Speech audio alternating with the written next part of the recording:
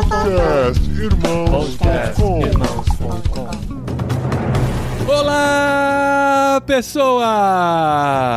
Podcastirmãos.com literário entrando no ar. Eu sou o Paulinho, estou aqui com o André Nascimento, que quase perdeu pro Jogo do Anjo. Aos 48 do segundo tempo ele termina e está aqui com a gente, mas também era a segunda vez, né, André? E vai. Era a segunda vez, mas tinha o potencial de perder, mas ganhei. Era o jogo de volta, né, cara? Era revanche.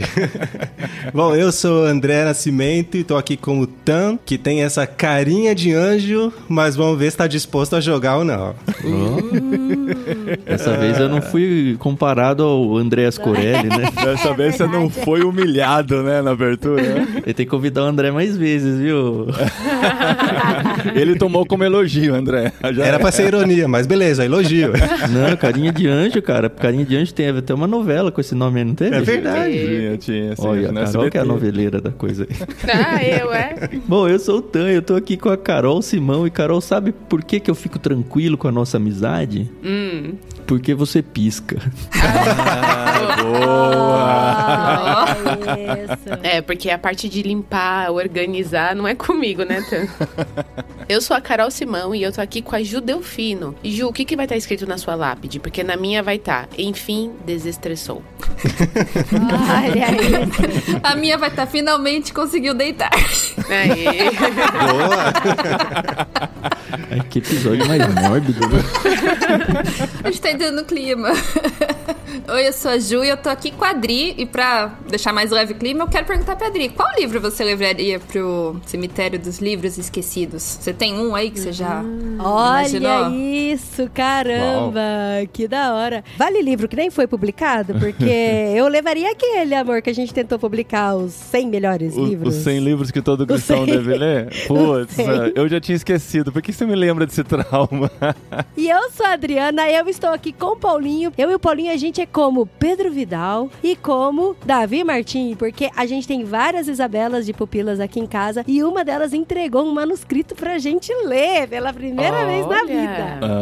Então a gente aí vai fazer uma análise do manuscrito. E ele pediu dele. pra não contar pra ninguém, você coloca aqui no podcast. É isso? Ninguém sabe quem é ele, ninguém sabe quem é ele. Não é dos nossos filhos biológicos. E nós estamos aqui abrindo a temporada do Literário 2025 com esse livraço, mais um livraço aqui que a gente também teve 2 meses pra ler, como o primeiro da série a gente teve 2 meses pra ler, aqui a gente também se dedicou 2 meses pra ler O Jogo do Anjo, do Carlos Ruiz Zafón. Eu não vou ficar tentando a pronúncia espanhola hoje não, porque eu reouvi o primeiro episódio, eu me achei meio babaca ficando tentando falar toda hora certinho o nome do autor. Então vai ser o Carlos Ruiz Zafón mesmo. Menos cusparada no microfone também, né, amor? Porque pra falar Ah, mas fala só uma vez pra gente lembrar. Fala aí, Dri, como é que é? Não, deixa o André é espanhol há mais tempo que a gente. Vai lá, mas vocês são os hosts, vocês falam. Você tem o passaporte vermelho já, André. Eu tenho. Vai, André, fala. Carlos Ruiz Zafón.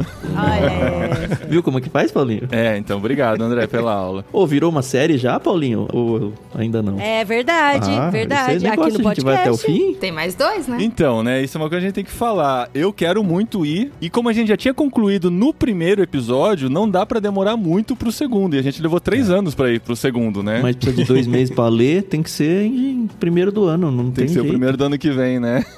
É verdade, vamos ver. Mas o próximo é gordinho que nem esse? É curtinho, é bem mais curto. Eu sei que o quarto é gigante, né? O quarto é o maior de todos. É o Labirinto dos Espíritos? Labirinto dos Espíritos, O terceiro, Prisioneiro do Céu, é curtinho, ele é então esse a gente pode tentar modesto. esse ano ainda. Mas enfim, gente, do que estamos falando? Estamos falando da série, a quadrilogia desse gênio espanhol, Carlos Ruiz Zafón, que já não está mais entre nós, mas é responsável por escrever o segundo livro mais vendido da Espanha depois de Dom Quixote. E a gente vai conversar sobre a experiência de ler esta sequência aqui no Literário desse mês.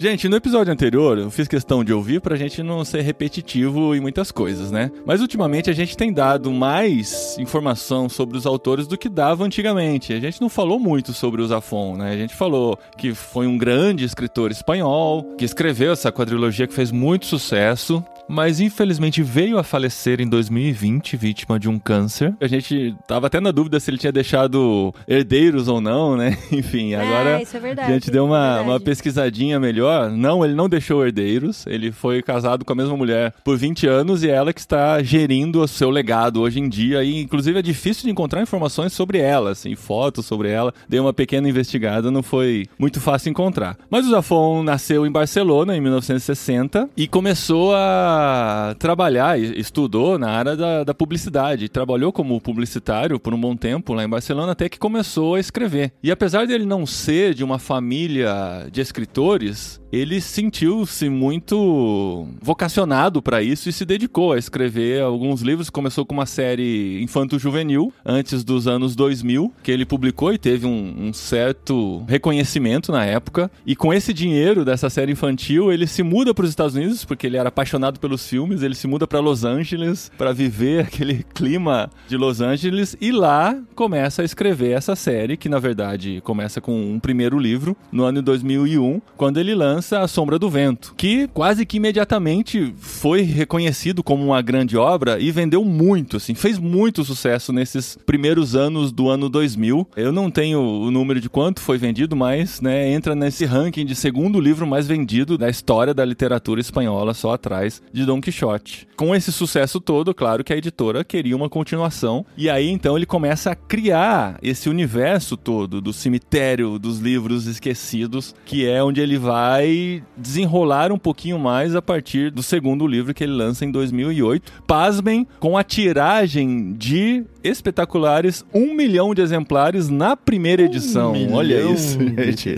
Uau. É muita coisa, é muita coisa. Muito. Então, assim, isso dá pra medir o sucesso que foi o primeiro livro pra ele poder lançar esse segundo. E o legal dessa série é que os 4 livros, eles foram escritos com um bom intervalo entre eles, né? Não teve aquele desespero de vou escrever agora que fez sucesso, vou correr atrás pra conseguir publicar tudo e ganhar muito dinheiro com isso, né? O primeiro é de 2001, o segundo é de 2008. Como vocês disseram, O Prisioneiro do Céu é mais curto, ele usou menos tempo pra isso. Em 2011 ele lançou O Prisioneiro do Tá Céu. explicado porque é curto.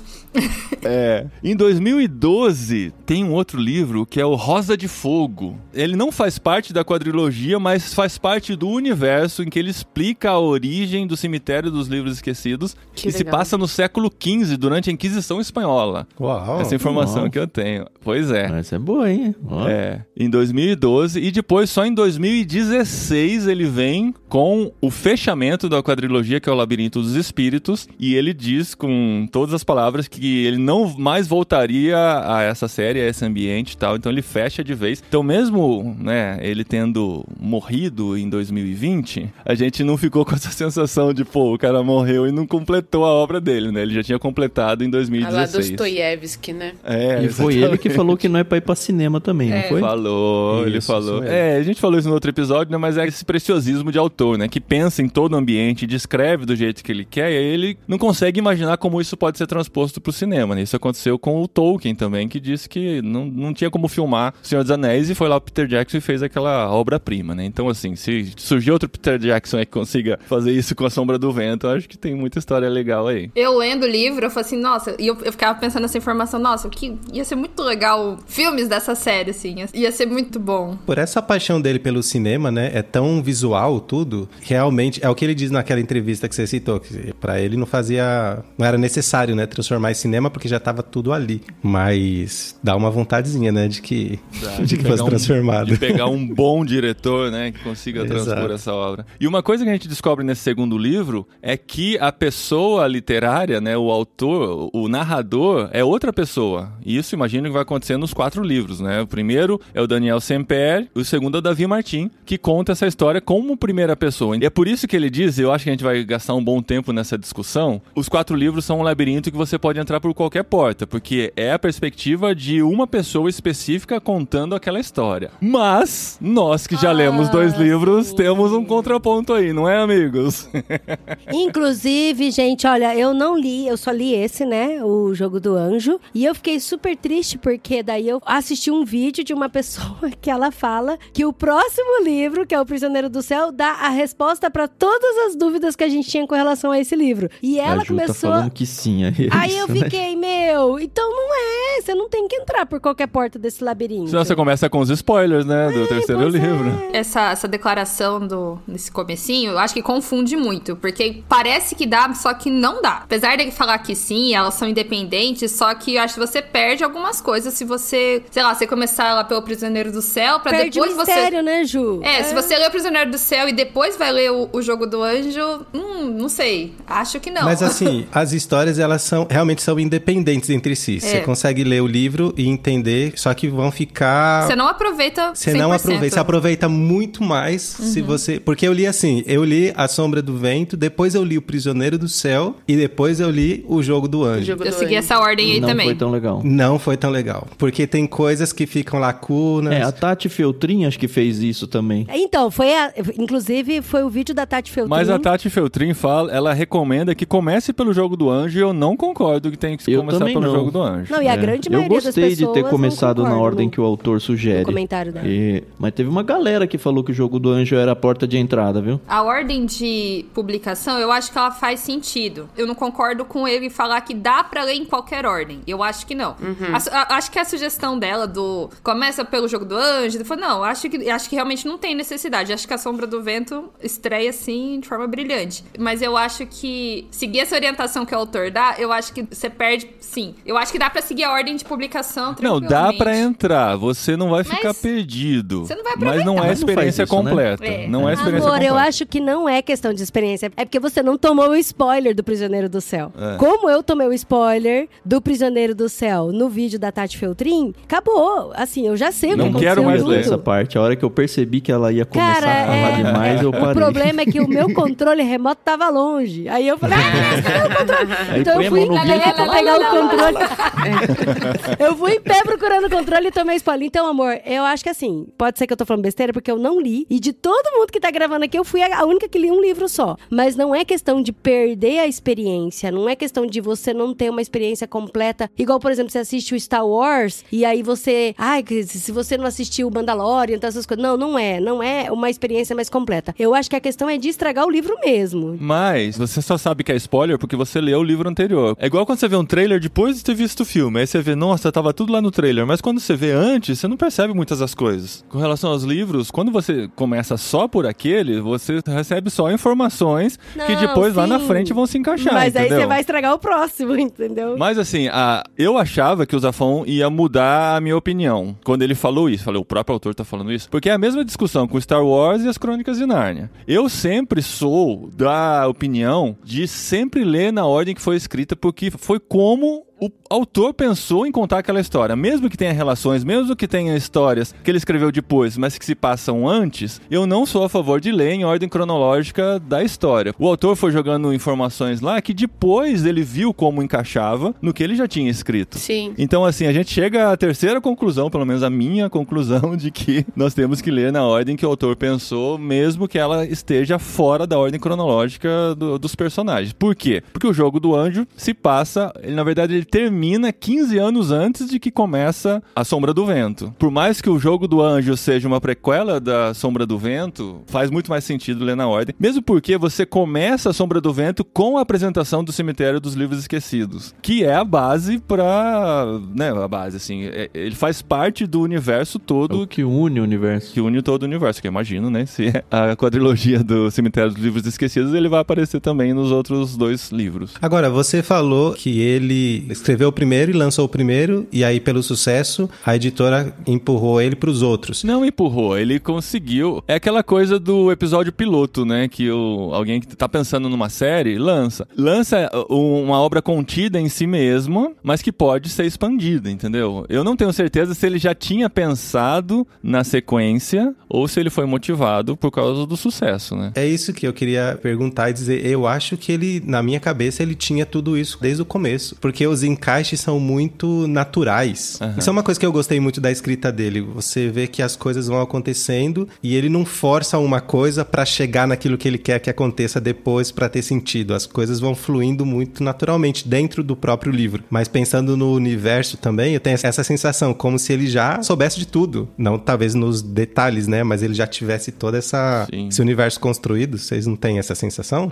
Eu imagino ele com aquele organograma gigante, aquele quadro, assim, cheio de linhas de lã puxando entre elas, assim, porque as coisas vão se encaixando de uma maneira inacreditável. Dentro do próprio livro, né? Porque ele vai abrindo, você fala, onde que vai dar? Será que ele vai lembrar disso? Será que ele vai buscar essa informação e ele vai lá e busca? Quando eu tava lendo, o Paulinho falou assim, Adri, o Safon...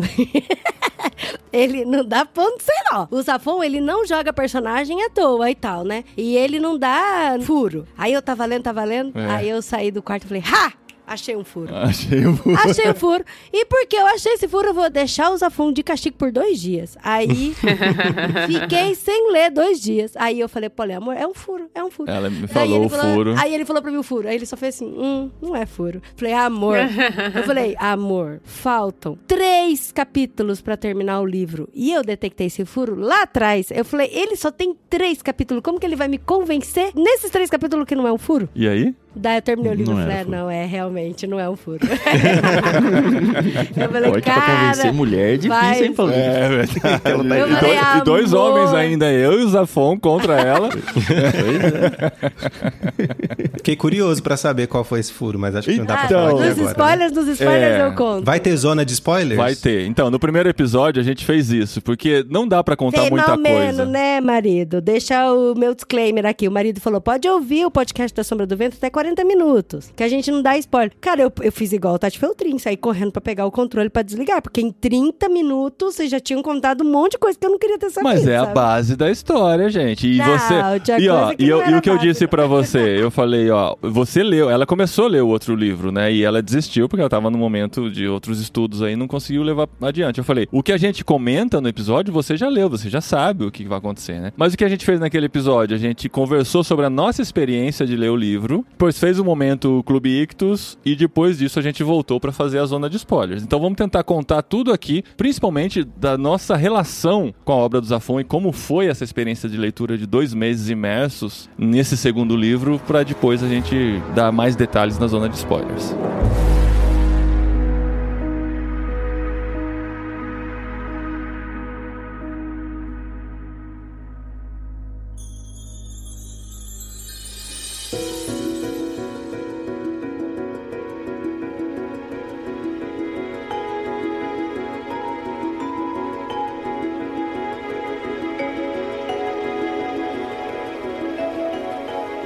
Vocês que leram pela segunda vez, Ju e André. A Ju, a gente já contou que foi a responsável pela nossa descoberta de Zafon, né? Apesar de ser um autor muito conhecido na Espanha, não é todo mundo que leu, né? Inclusive, a gente conversa com alguns espanhóis e tal, eles falam, conheço tal, já ouvi falar, sei da importância, mas nunca li. Então, assim, por causa da Ju, a gente teve o contato com ele e decidiu ler a primeira edição, né? E você tinha lido na sua adolescência, né, Ju? Agora, como mãe de 2 filhos relendo, quanto que você lembra da primeira experiência? Eu lendo isso aí depois de adulta, eu falei assim, meu Deus do céu, onde minha mãe tava com a cabeça quando me deixou ler esses livros? Essa é a primeira reação. Eu falei assim, gente do céu, que mulher conservadora que me tornei. Mas assim, muita coisa eu não lembrava. Eu acho que o Jogo do Anjo eu não cheguei a ler inteiro. Eu li acho que uns 2/3 do livro e na época eu deixei. Mas assim, eu consegui lembrar da sensação de quando eu li a primeira vez, da sensação de perceber os personagens que estavam... esse nome eu já conheço, esse aqui eu já vi. Eu lembro dessa sensação de estar familiarizada, assim, tanto com o ritmo da leitura, quanto com o lugar. Mas eu fui terminar de ler agora depois de adulto. Eu li 2/3 quando era adolescente. Mas, realmente, hoje eu, como mãe, não sei se eu deveria ter lido. Gente, o moço vai pro bordel nos primeiros capítulos, gente. Né? Vamos deixar claro aqui que não é pra adolescente. Apesar da Ju ter lido com boas adolescente. descrições, né, Adri? Eu acho que quando minha mãe me deu A Sombra do Vento, ela, tipo... aquela descrição fala tudo e não fala nada, né? A sinopse do livro, né? Daí, eu acho que ela comprou, achou bonitinho e tal, e deu. E o Jogo do Anjo eu peguei emprestado de uma amiga minha. Daí a senhora nem viu que eu tava lendo. Ela nem sabia. A Sombra do Vento é mais sutil, o Jogo do Anjo é mais pesado. Não tô falando de conteúdo sexual, não, mas de conteúdo Ele é bem mais trama pesado. mesmo, de densidade, né? Ele é mais pesado. Eu sinto ele mais escuro, assim, mais sombrio. A Sombra Mais do Vento eu já sinistro. achava, mas ainda tinha momentos de alegria. O próprio Zafon, quando ele lançou o Jogo do Anjo, ele deu uma entrevista em inglês que eu compartilhei com o nosso grupo, ele fala que o primeiro livro é feel good, apesar de não ser tão feel good assim, né? Ele é meio um pouco sombrio também, mas aí ele descreve o Jogo do Anjo como feel bad, né? Agora você precisa se sentir mal lendo esse livro. Sabe um paralelo que eu pensei aí, Paulinho? Depois dessa entrevista, porque foi boa a entrevista justamente pra encaixar as coisas na cabeça depois de terminar a leitura. Mas me lembrou muito a sequência do Star Wars, onde um filme termina, vencemos, uhul. E aí vem o Império Contra-Ataca que você fala, como assim terminou desse jeito? Sabe?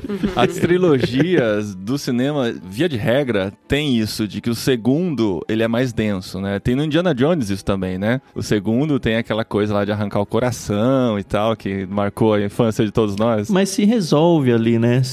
Você tem um problema sim. e ele é resolvido. Aí, tipo o Vingadores, quando tem antes do Ultimato, como é que chamava? É o estalo do Thanos lá e termina. Aí você fala, a Guerra Infinita. Não pode parar o Guerra Infinita, não pode acabar aqui, sabe? Como assim, né? É um livro muito mais dark. Ele se resolve, num certo sentido, sim, mas fica um negócio meio ruim, assim, sabe? Fica um gosto ruim, né? E não é ruim do que gostinho o livro é amargo, né? ruim. É um ruim do que você fala, cara, que sensacional isso, mas, tipo, não é um final feliz. E você, André? Você releu em um curto período, né? Faz pouco tempo que você leu a primeira vez? Não faz muito tempo, não faz tantos anos como a Ju. Faz, sei lá, uns 2 anos, talvez. Então. Mas muita coisa eu não lembrava, né? E eu vou me surpreendendo, né? Apesar de ter coisas que eu já tinha aquela sensação, eu acho que agora vai acontecer isso. Será que é isso mesmo? Aí acontecia. Mas teve outras coisas que era, mano, não acredito. Ele fez isso, ele disse isso. Mas eu já li. Mas é muito boa essa sensação de surpresa pela segunda vez. É mó bom essa memória de Dory pra ler livro. É ótimo, né? é ótimo. O ruim, eu também tenho essa memória, mas o ruim é que quando você vai ler a sequência, você não lembra dos detalhes, né? Eu voltei pra Sombra do Vento pra ver as conexões, porque eu tinha coisa que eu tinha suspeita de que tinha uma ligação com a Sombra do Vento, mas não tinha certeza. Aí eu entrei aqui no Kindle pelo computador e digitava as palavras-chave que eu queria encontrar, sabe? Nomes de pessoas, sobrenomes, acontecimentos, lugares e tal, pra tentar lembrar as conexões com o primeiro livro que a gente leu faz quase 3 anos. Eu fazia algumas conexões com o Prisioneiro do Céu, e eu vou precisar ler de novo o Prisioneiro do Céu agora. A gente vai ler também com a gente. Junto. Porque essa sensação de que assim, eu sei que essa pessoa aparece ali, eu sei o que ela tá fazendo, mas eu não lembro como é que foi que ela foi parar ali e o que isso responde ao que eu acabei de ler. Preciso ler de novo. E isso que o Tan tava falando dessa sensação de esse gosto ruim na boca, como eu tive que correr no final da leitura, no final de semana eu li, sei lá, 2 horas, né? E assim, mano, eu preciso parar um pouco, preciso fazer uma pausa, porque eu não chego no ponto de quem é assim que chora lendo o livro, mas eu fico com aquela sensação dentro no coração, assim, nossa, cara, que difícil, que triste, que doloroso, que escuro, que sinistro, que legal, mas preciso dar uma pausa, Mas você entende o Paulinho? A gente tava conversando tem o quê? Uma semana, Paulinho? Eu falei, aí você terminou? Ele falou, faltam 2 capítulos. Aí eu, cara, como você parou faltando 2 capítulos? E capítulos no final é tudo curtinho. E eu levei 1 semana pra ler os últimos 2 capítulos, que eu não queria... A resposta que você me deu foi, não quero sair do universo. Eu não quero me despedir dele. É que coincidiu com o retiro que a gente foi, tava organizando e tal. Eu não queria ler com pressa e sem a devida atenção. Eu queria parar pra aquilo. Você gosta de estar fresquinho pro podcast também, né, amor? Também tem... Não, mas assim, eu guardei, eu falei, eu sei onde tá. Tá nesse ponto. Eu tava lá no bondinho do Montjuic. No bondinho, como ele consegue parar? isso Não consegue parar no Montjuic. No teleférico, né? Aí foi aí que eu parei, cara. E uma semana depois eu só vi a conclusão. Agora, realmente uma coisa que o Tan falou no primeiro episódio, e isso eu consegui fazer nessa leitura, é não espaçar muito entre os capítulos pra ler. Se dá um bom tempo pra ler, porque eu acho que o que me prejudicou na primeira vez que eu li foi ler 5 capítulos aqui, esperar uns 3 dias e ler não sei quanto, esperar mais dias, e aí você perde o ritmo, né? Esse ritmo. Esse livro não dá pra fazer isso. Tem que ir. Eu tava levando o Kindle pra academia. Tava subindo a escada lá, fazendo cardio, botei... E é bom, porque vai dando uma acelerada no coração. Eu tava bem no final, assim, que aí um monte de coisa acontecendo. Falei assim, eu não vi o tempo passar na escada. Eu falei assim, gente, ótimo. Olha aí. Ótima dica pra cardio. O pior é ler o livro com trilha sonora de academia, né, cara? Essa é a pior sensação também, né? Pô, eu tive uma experiência boa de leitura, viu? Como é que foi, tá? Eu tava no voo, né? A gente tirou férias em janeiro e a gente foi para os Estados Unidos com escala. Então, assim, eu tive muitas horas de voo e eu já separei. Eu vou ler esse livro no voo. Só que o voo era noturno. Então, assim, eu cheguei com sono e tava no Kindle. Aí os capítulos são meio curtos, né? Sei lá, sim, 10 minutos, 15. Aí eu li um capítulo e sabe quando você tá assim, mega cansado? Cara, eu preciso dormir. Aí eu li o capítulo e falava, vou dormir. Aí eu desligava, ficava 5 minutos assim com o olho fechado. Acho que eu vou ler mais um. Eu ligava o Kindle, lia mais um. Assim, perdi as contas de quantas vezes eu fiz isso. E aí eu praticamente li o livro em 2 sentadas. Porque na volta eu li tomo 2, né? O Atos, o número 2 inteiro e um trechinho do 3. E aí depois, quando chegou em casa, chegou naquela parte que, cara, foi bom porque eu mudei do Kindle pro papel. E mais uma vez na minha vida eu falei, cara, como o livro de papel é melhor. Sim. E aí eu fui no de papel até o fim, mas não conseguia parar. Era 1 hora no mínimo toda sentada. Olha, deixa eu perguntar uma pergunta técnica. Em que posição você lê um livro de papel desse tamanho? Deitado, sentado, na mesa? Qual que é o mais confortável? Não, normalmente eu não leio sentado em mesa. Ou eu tô deitado... Com o livro em cima da cara, assim? Ou de ladinho? Nunca escapou? É que não é muito grande. É grande, gente. 600 páginas. Travesseiro, assim, 2 travesseiros na cabeça. Ou eu tô numa poltrona que meu sogro tem, aquelas que inclinam, aquelas poltronas de papai, assim, sabe? Que aí você tem um apoio do cotovelo certinho e tal. Mas normalmente o corpo, pelo menos a uns 45 graus. Eu não gosto de ler sentado em mesa, não. Gente, é só eu? Ou vocês também acharam esquisita essa pergunta do Paulinho? Quer saber que posição? O Dan fica na cama pra ler um livro? Não perguntei na Nossa, cama. Fica fazendo prancha, né, Paulinho? Curiosidade porque... Eu achei bem esquisita a pergunta. Ou na rede. A rede é ótima pra ler também. Não, é porque livro pesado eu não acho posição pra ler, cara. É difícil, sabe? Daí eu falo assim, vou pro Kindle, porque o Kindle dá pra deitar, sentar, andar. Não, eu com o Kindle, eu li esse livro botando meus filhos pra dormir, os dois me dão um baile considerável pra dormir, então eu fazia o quê? Botava um em cada cama, eu deitava no colchão no meio, botava uma colcha por cima pra eles não verem iluminação, porque senão eles tentam vir pra cima de mim, e lia debaixo da colcha, deitado com a mão assim do lado. Daí tocava a tela, botava a tela. Pelo menos dava pra ler de boa a parte do bordel, né, Ju? Por Gente, isso que eu gosto de audiobook. eu acho que a evolução Olha que aí, falta Carol. pro Kindle é mudar de página com 2 piscadas, sabe? De olho, assim. Você pisca 2 vezes, porque você tem O que... Andrés Corelli você tem- não ia conseguir ler no Kindle. Você tem que liberar a mão pra passar de Ou página. dá um soprão, né? Eu sempre É um penso no sopro, soprão. uma boa. Eu sempre penso no soprão. Eu já tentei, inclusive. Eu com as 2 mãos ocupadas, assim, um em cada assim, com o nariz. Assim, a mãe é capaz de coisas incríveis. Aqui a gente não fica com a mão nos filhos, mas teve noite que tava tão frio. Então a gente tava embaixo da coberta, aí tinha que esticar a mão. Exatamente, essa é a sensação. Essa já foi minha maior dificuldade, não foi o livro, só foi tirar a mão debaixo da coberta. Eu posso falar também? Eu tô me sentindo menosprezada pelo grupo É que você aqui. não leu o primeiro, Ai, não sei se você por quê? tem lugar de fala Qual foi aqui. melhor, Dri? O primeiro ou o segundo? Aí, ó, eu não sei. Cara, sem mancada. dúvida o segundo. Sem dúvida.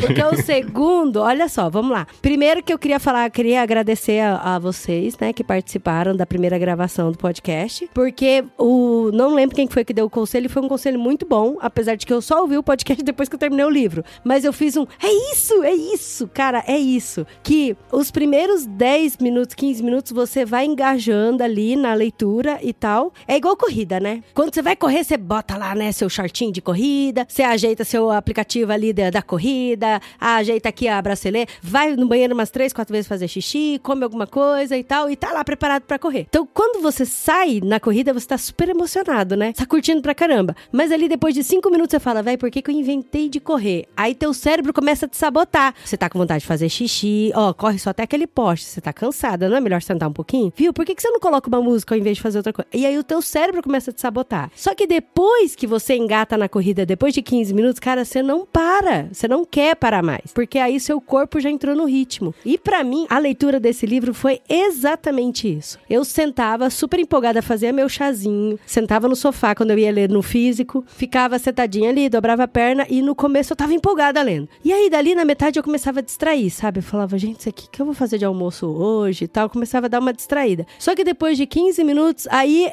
que eu não sabia mesmo que eu ia fazer de almoço, porque daí eu engajava. Que almoço tem que almoçar, né? Que droga, tem que fazer comida pra família. Porque aí, cara, eu entrava num buraco que eu não queria sair mais e tava quentinho lá dentro, tava gostoso. E eu ficava, cara, que história legal. Que história legal. Quando eu terminei de ler um livro, eu falei, véi, merece um palavrão, porque é muito bom, sabe? Pode falar que a gente coloca um pi. Não, quando eu terminei, eu fui pro grupo, eu falei... Eu posso falar um palavrão? Eu nunca fiz isso com nenhum livro. O livro é muito falou, bom. eu não terminei. O livro é muito bom, gente. É muito bom. Ele te conquista. E o mais legal de tudo é que o personagem principal, que é o Davi Martin, ele não é legal. Ele é um cara babaca. Ele é... Ai, me irrita. É o anti-herói, né? Mas, cara, eu gostei tanto dele. Será que se eu falar alguma coisa sobre mim?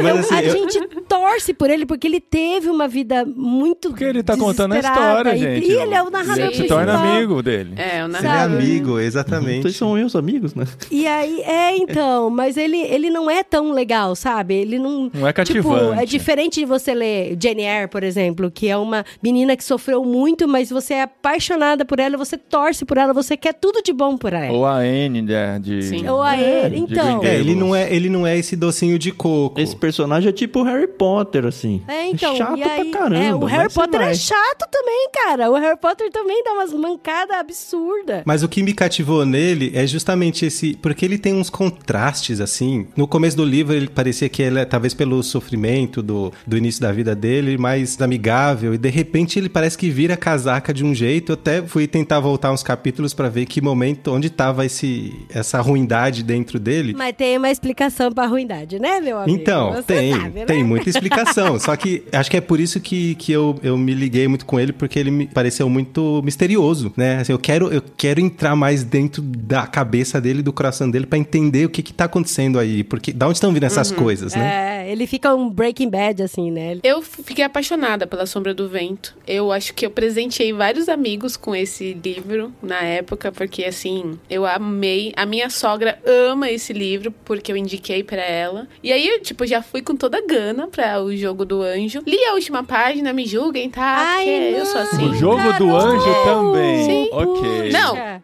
Digo mais.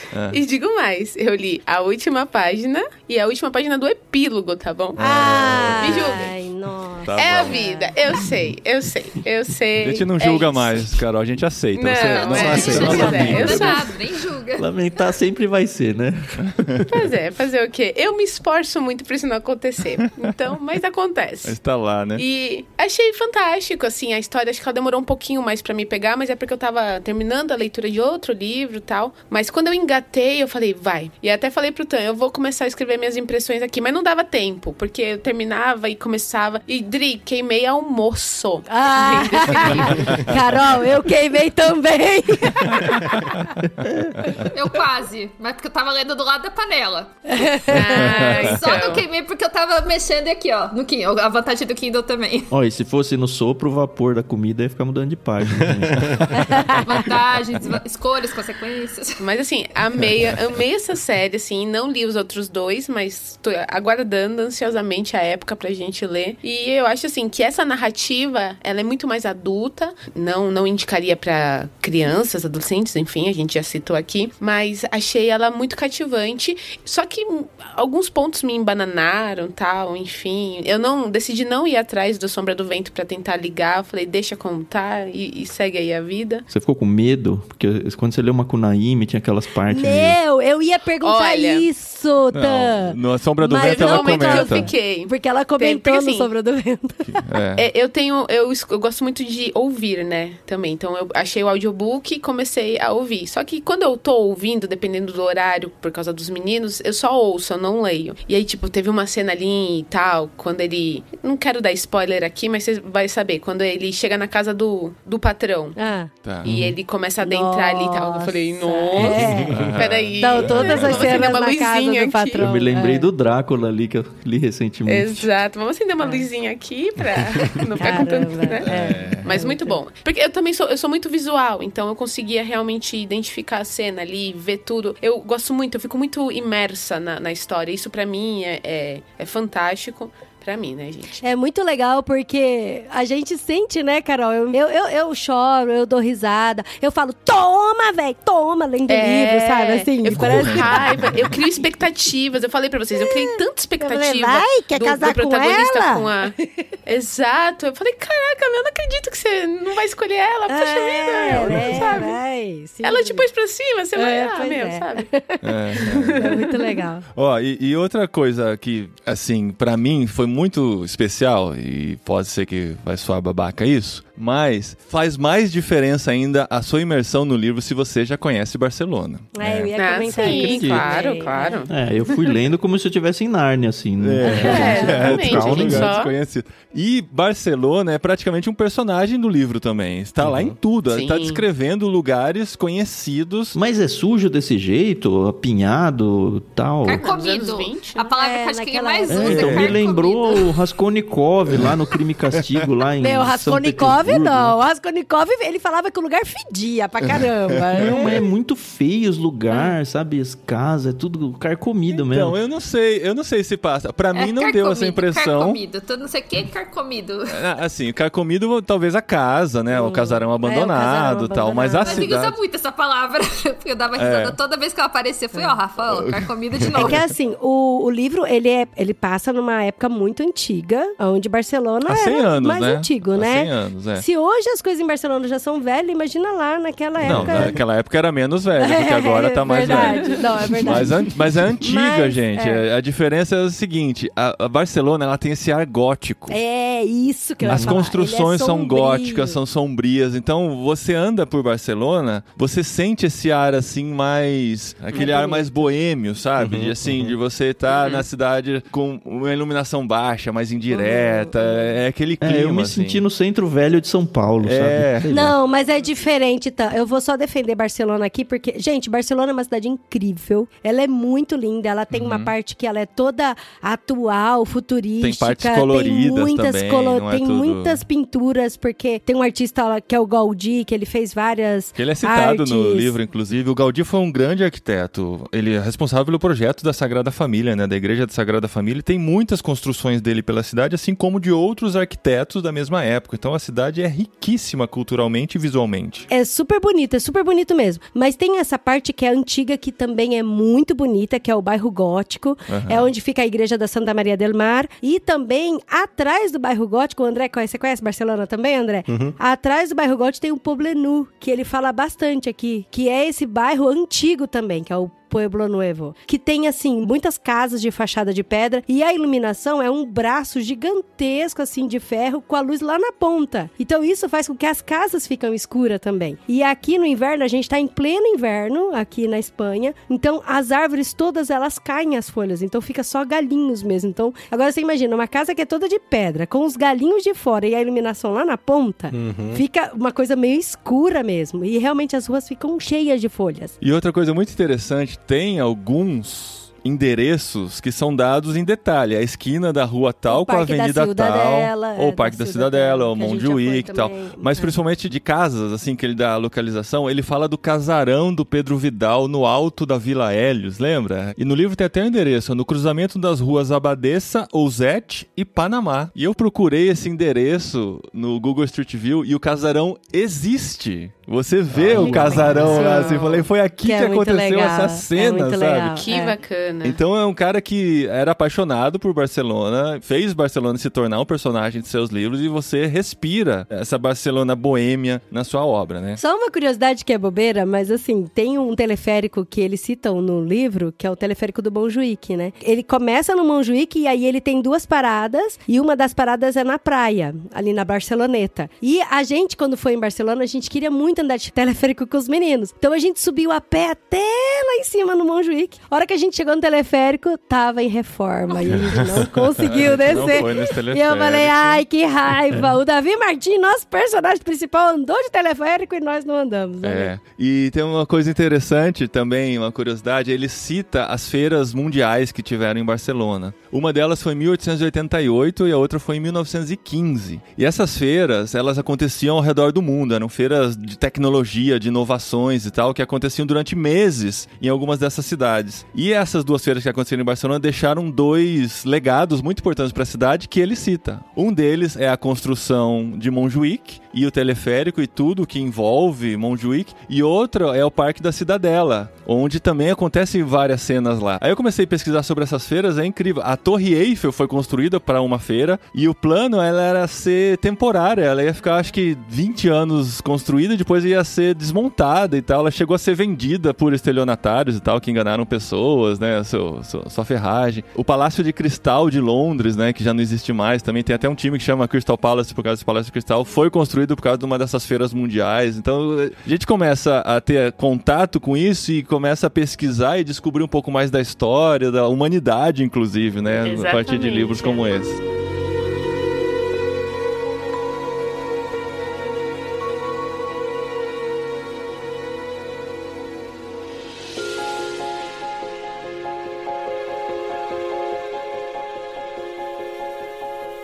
Mas eu quero propor agora, se vocês me permitem, porque como todos vocês estão contaminados e eu não estou contaminada... Contaminado pelo quê? Contaminado pelos outros livros. O André leu 3, a Jute que leu todos, o Tan e a Carol e você, amor, leu também o antigo. Eu gostaria de fazer a sinopse muito rapidinha do nosso livro agora, porque eu não estou contaminada, pode ser? Muito bem. Porque daí vai falar, então, sabe o Semperi? O Semperi, ele aparece no outro livro. O Barcelona também... Não, gente, não, eu não sei. Mas como que você sabe? Você acertou 2 pessoas. Porque você tá com o texto aberto aqui na minha cara. Já que a gente tá falando de pessoas que apareceram, eu só quero tirar uma dúvida pontual. Aquele padre que acerta as tantas na história, faz o casamento lá, ele aparece depois? Porque ele já era mó caquético, eu tive a impressão de que ele era muito velho, já se ele apareceu depois, foi... Então, mas eu tive a impressão de que era um personagem recorrente. Ele tava num quadro, ele apareceu depois, ele tava num quadro.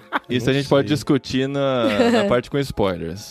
Vamos contar aqui então um pouco da história do Jogo do Anjo. A história começa com o Davi Martins e ele narra, ele é um escritor muito novinho, né? E ele, pelo que o livro diz, ele tem muito talento, ele escreve super bem e ele é um rapazinho que teve uma infância meio difícil porque a mãe dele abandonou ele, o pai dele não era um bom exemplo de uma pessoa amorosa e ele começou a escrever. O primeiro emprego dele escrevendo, ele começou a escrever crônicas policiais para um jornal. E as pessoas ali começaram a perceber que ele era muito bom. bom. Então ele era privilegiado porque ele era muito bom. Inclusive, uma das pessoas que meio que apadrinhou ele foi o Pedro Vidal. Então vamos pegando os nomes aí das pessoas. E o Pedro Vidal meio que apadrinhou ele e acreditava que ele tinha um talento muito bom. E, gente, infelizmente, uma pessoa com um talento muito bom, ela sofre o quê? De inveja. Então a galera ali meio que ele tinha que tomar seu cafezinho sozinho, sair a hora do almoço sozinho, porque ninguém queria estar junto com ele. Até que ele, um menino que é sozinho, talentoso, pobre, e aí ele narra, tipo Raskolnikov mesmo, o lugar que ele morava, que era fedido. E tem aleatoriamente uma cena que o pessoal falava que adorava, ficava espiando pela janela quando a vizinha recebia um outro cara lá. Eu falei, gente, por que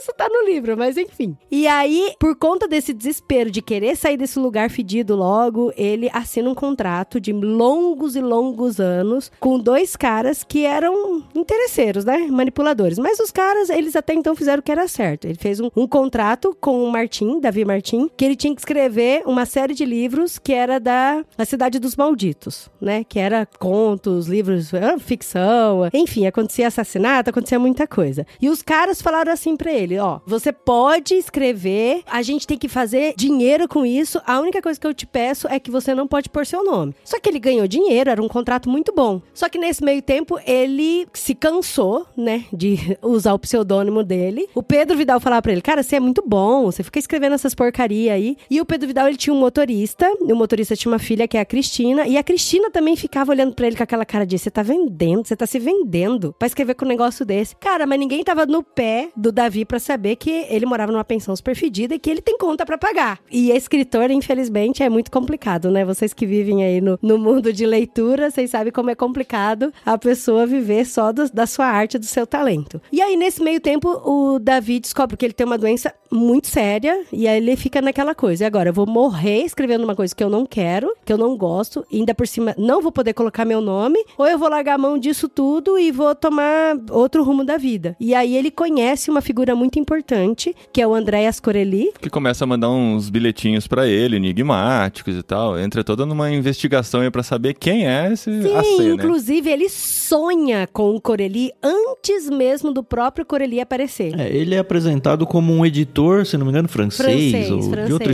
lugar, de uma né? editora francesa, né? Isso. E aí o Davi Martin fica, e agora? Será que eu rompo tudo com o Barrido e o Escobilla pra fazer o contrato com o Andreas Corelli? Ou eu mantenho a minha palavra e continuo a resto da vida aqui? Porque afinal das contas eu tô morrendo, então não sei se eu quero comprar essa briga. E por fim, ele decide, por conta da doença dele mesmo, chutar o balde e falar, não quero mais saber de vocês dois.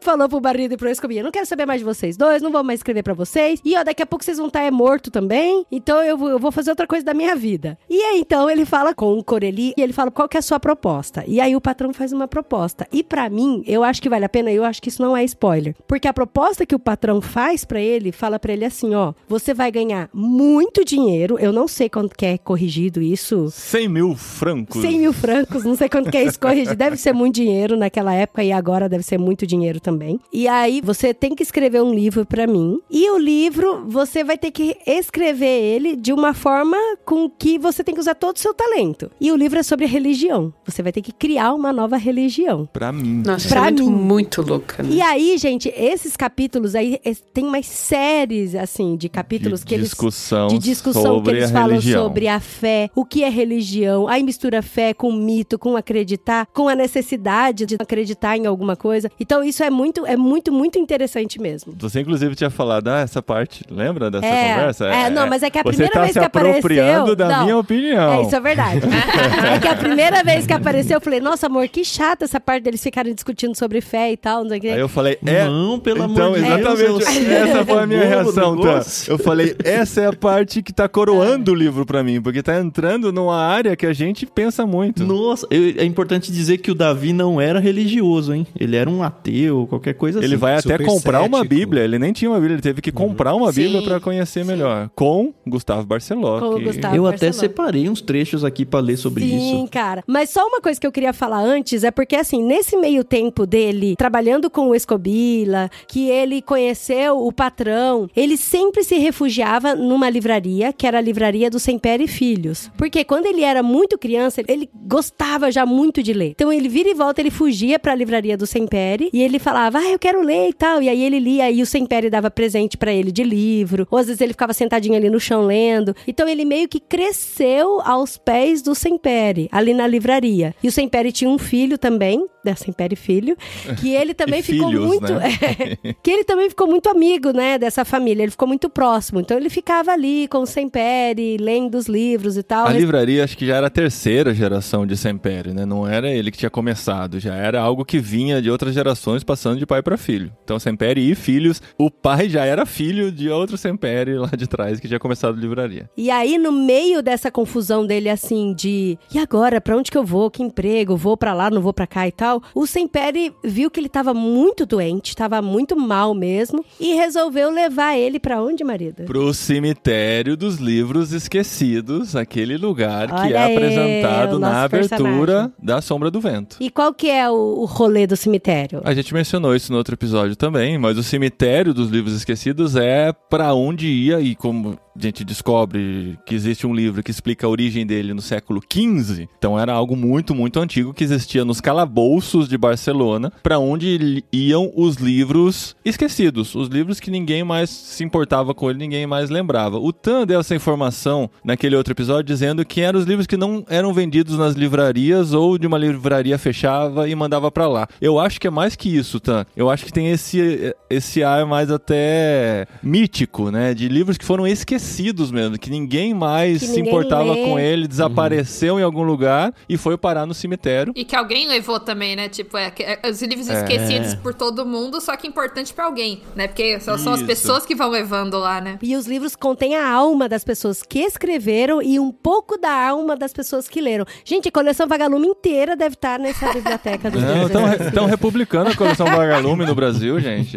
Não esqueceram dessa, não. E esses livros eram colocados lá sem catalogar, né? Eram simplesmente deixados onde a pessoa que o levou lá queria deixar. E eram vários corredores, vários andares, escuro também, né? Nesse ambiente. Eu imagino uma coisa meio orgânica, assim, né? E muito labiríntico. Isso, meio labirinto. Inclusive o pessoal se perdia lá dentro. No lugar Exato. que queria ficar, né? E também os livros meio que escolhiam também pra mão de quem iriam quando alguém fosse visitá-lo pela primeira vez. Porque quem visita o cemitério pela primeira vez tem o direito de levar um livro. E quando você entra, a recomendação é que deixe o livro te escolher. Então, o Davi vai pra esse cemitério. E escolhe um livro, na verdade, o livro escolheu ele. E o porteiro é o mesmo, né? O Isaías. E o porteiro. Isaías. Isaac, não é? É o Isaac.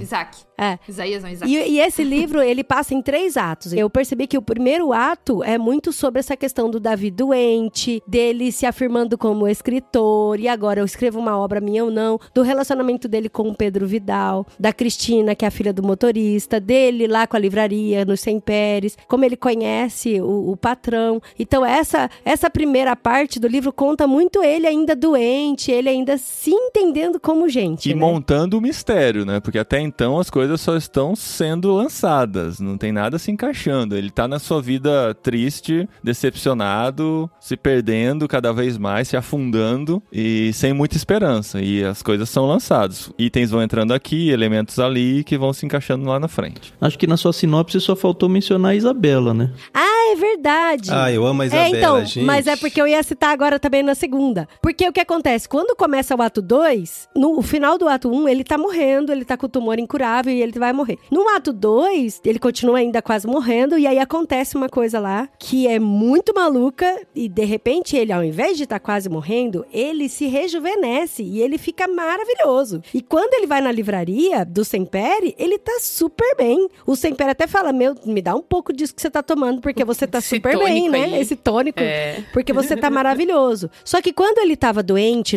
ele comprou um casarão, comprou não, alugou, né? Um casarão que ele sempre passava na frente e tal, essa coisa de pessoas que são muito boêmia. E ele falou, não, porque eu sempre vi esse casarão, quero morar aí. E aí ele pegou e foi morar nesse casarão e quando ele tava caquético, morrendo, tomando muita codeína e muita cafeína pra terminar de escrever os livros dele pra galera lá do Escobila, e nessa vinha uma menina que entregava comida, porque ele tinha que comer, né? De um lugarzinho que tinha comida lá, e a menina vinha, entregava, e ele dava umas moedinhas pra ela. E a menina vinha, entregava e dava umas moedinhas. E aí, no ato 2, a gente percebeu que passou um tempo, né? Que ele já tava melhor. Passou tempo, e aí a menina cresceu, e a gente descobre que essa menina é a Isabela e virou escritora, porque toda vez que ela ia entregar comida lá pro Davi Martins, ela via que ele estava escrevendo, então ela meio que se inspirou também pra se inscrever. E aí no ato 2 ela aparece, entra na casa dele e fala, olha, eu quero ser mentoreada por você, eu quero te ajudar, eu quero que você leia meus escritos e me ajude aí com os meus escritos e tal, e foi muito interessante esse relacionamento dele com a Isabelle. E uma personalidade dessa menina, que os diálogos dos dois eram uma delícia de ler. É um ar fresco, assim, parecia uma sensação, nossa, o raio, a luz brilha. Um raio de luz. Abriu a janela, né? Só que ao mesmo tempo ela é super ácida, assim, também, ela não se deixava engolir por ele, Ela não é submissa, né? Ela é meio espivitada, entrona assim, na vida dele, assim. Eu imagino que a idade deles também não é... Quando a gente lê o livro, e é interessante isso, o Paulinho até comentou, que não tem uma descrição física das pessoas, né? Então a gente fica muito imaginando como que ela é, como que o Davi Martins é. Esse lance das descrições, porque assim, ele descreve, sei lá, vou inventar aqui, linhas angulosas no rosto e pele pálida. Tipo, fique com isso e se vire, né? Aí, não sei se acontece com vocês, mas eu vou andando na rua e eu vejo a Isabela. Eu falo, a Isabela tá ali. Aqui é o Davi. Buscando referências, assim, eu consigo enxergar as pessoas na rua, é muito engraçado. Mas dele mesmo, do autor, ele não se descreve, né? Quem tá falando, ele não se descreve. Como aconteceu com o Daniel no primeiro. Não, e até quando ele fala assim, essa parte quando é pálido, mas normalmente tá associado a algum momento que às vezes, tipo, a pessoa tá meio... Tá pálida, né? Parece que é físico, é uma descrição física, mas parece que é mais sobre o estado de espírito daquela pessoa, assim, a sensação que dá. Então, tipo, nem isso pra mim parece assim, não, tá, é pálido. O que significa? O que acrescenta? Com exceção de algumas mulheres que ele dá uma descrição um pouquinho mais voluptuosa. Mais curvilínea, né? Sim. Então, ele faz isso com algumas mulheres, mas assim, daí é discussão pra outro... Dá outro podcast isso, né? Pri, se você estivesse ouvindo esse episódio, você gostaria de ter todos esses spoilers que você deu? Não foi... Não, porque o livro ele vai correndo agora. Porque no primeiro a gente contou sabe? Muito menos que isso que você contou aqui. Não, mas é que vocês contaram uma coisa que eu falei, não era pra contar. Não acredito. Mas eu acho que mais do que isso não dá pra contar mesmo, não.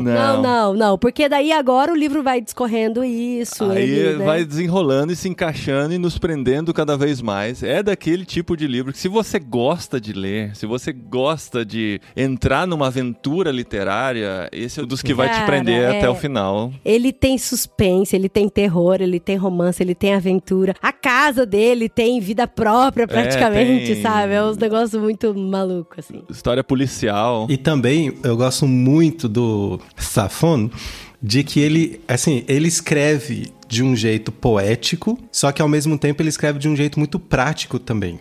Então, quando ele precisa colocar uma poesia, uma metáfora para uma descrição ou para um sentimento, uma sensação, ele consegue colocar na medida. Mas quando ele precisa ser prático e falar, eu entrei na sala e olhei para a janela, ele não enfeita demais. Quando é para ser prático, ele é. Quando é para ser poético, ele é também. Eu acho isso genial. Não é cansativo, né? Você tinha separado, André, algumas frases, eu tenho umas frases aqui, pequenas. Porque ele é o artesão das palavras, né, cara? Isso. Ele faz, assim, no meio de um acontecimento que podia ser trivial, você vê, cara, como ele escolheu essas palavras pra esse momento tão simples, assim, e ficou tão bonito, sabe? E o André vai mostrar alguns pra nós aqui. Tá aqui em espanhol, vou fazer uma tradução livre aqui, né? Tentando não matar a poesia. Mas uma hora ele fala assim, eu concordei de novo, combatendo a náusea que começava a escalar pela minha garganta. Olha que bonito isso, cara. Eu acho tão genial. Porque ele tá concordando, mas ele tá com aquela sensação... Você entende, né? Que ele tá concordando da boca pra fora, porque de dentro dele ele tava se queimando com aquela informação que eu nem lembro qual que é. Essa aqui é longa. Acho que é melhor alguém ler em português. Tá fácil de encontrar. Porque eu vou fazer uma tradução muito ruim. É poesia, né? É o capítulo 37 do segundo ato. A chuva não chegou antes do anoitecer, e quando começou a cair, desmoronou em cortinas de gotas furiosas que em apenas alguns minutos cegaram a noite e afogaram telhados e becos sob um manto negro que batia com força em paredes e vidros. Meu Deus. É uma chuva, gente, Era uma chuva. Pois é. Poético. Mas aí depois, 2 frases pra frente, ele fala, eu me levantei e fui até o quarto pra procurar cobertas pra me cobrir. Tipo, assim, né? Então não é aquela poesia melosa que o tempo inteiro tá com metáforas e não sei o quê. É quando tem momentos específicos. Eu gosto muito disso.